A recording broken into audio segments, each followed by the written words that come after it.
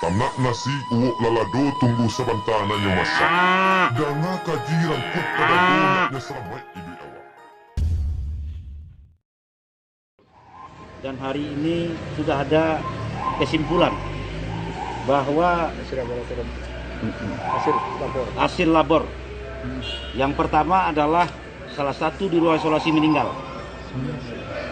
Itu dari pesisir selatan, dari Solo Selatan. Yang kedua, hasil labor yang keluar tadi pagi sudah ada positif warga Kota Bukit Tinggi. Dan pada hari ini mungkin rekan wartawan sudah melihat bahwa tim kita turun sekarang menjemput daripada keluarga ini, dan ini adalah pernah dia berkunjung dari daerah pandemi, yaitu daerah Malaysia. Dan ini pun istri dan anak-anaknya sudah kena kontak bersedia untuk diisolasi.